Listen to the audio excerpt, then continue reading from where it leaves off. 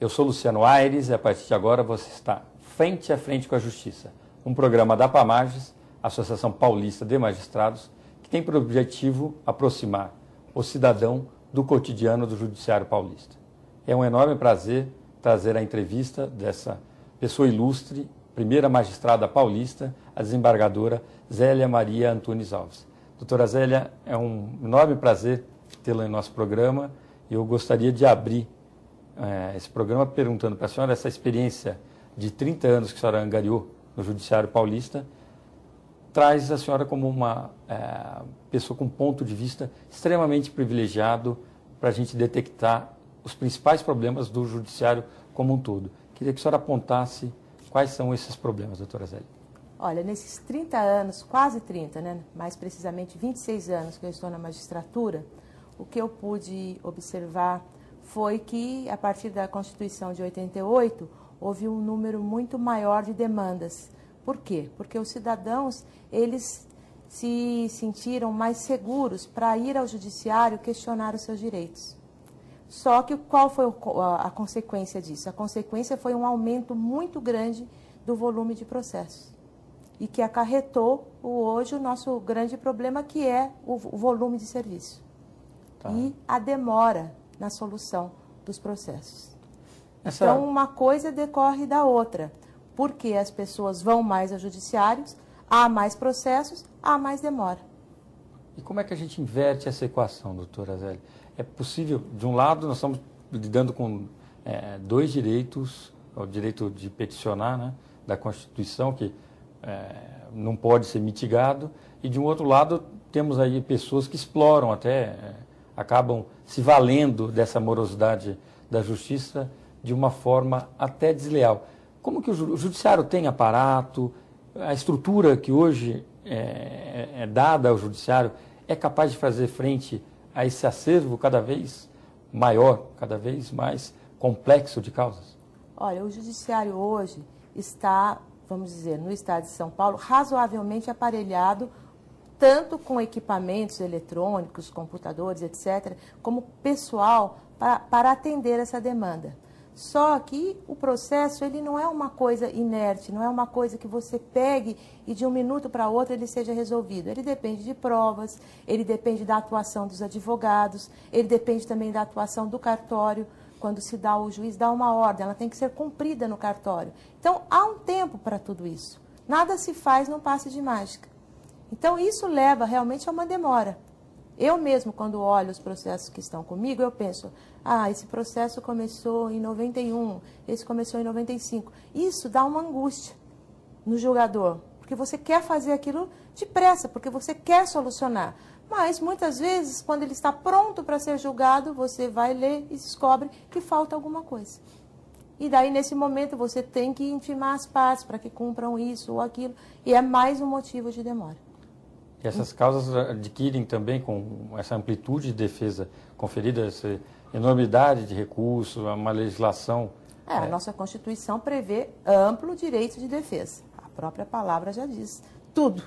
Então, a parte, ela tem de direito de se defender. E como se defende? Através dos recursos. Então, e o recurso? Ele tem um processamento. Se a parte, no momento em que ela recorresse, aquilo lá já chegasse no ouvido do julgador e ele já oralmente dissesse para ela, não, você não tem direito a isso, e o processo continuasse em primeira instância, seria mais fácil. Se chegássemos em segunda instância, tipo via e-mail, não sei, pela internet. Então, chegou aqui, eu já vi, olha, um processo tal que está correndo lá em primeira instância, a parte está questionando essa decisão do juiz aqui que indeferiu uma prova. Mas não é dessa forma. Se faz por instrumento, se faz por meio de papel. Hoje já há uma legislação no sentido de poder ser feito por e-mail, mas mesmo assim sempre vai haver uma demora. Não há como se solucionar imediatamente, isso não existe. Inclusive o Dr. Rui Stucco, que acaba de ser indicado para o Conselho Nacional de Justiça, ele vê até uma certa demora, uma demora razoável, como um fator importante para um julgamento justo. A senhora concorda com isso? Eu concordo. Eu levo em conta um ditado que diz o seguinte, a pressa é inimiga da perfeição. Embora eu seja uma pessoa apressada, Mas não é um contrassenso isso, porque às vezes você vai fazer uma coisa muito depressa, você não vê um determinado detalhe. Mas é justamente naquele detalhe que se muda um julgamento. Então o julgador, ele tem que ser muito detalhista, muito. Assim, é incrivelmente detalhista. Por quê? Porque às vezes você vê um processo de uma forma mais rápida e não vê que num determinado detalhe ali está a prova que é favorável a uma determinada parte.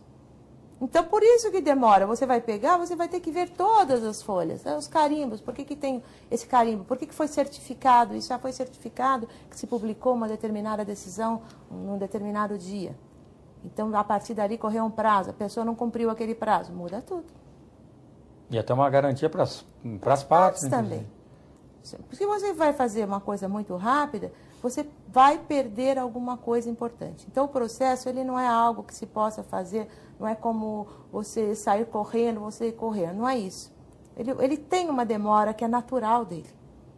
É uma demora que toda a legislação, os países mais desenvolvidos, Itália, todo. Espanha... Na Itália também as pessoas falam de morosidade da justiça, mas não pensem vocês que o processo na Itália ele é rápido.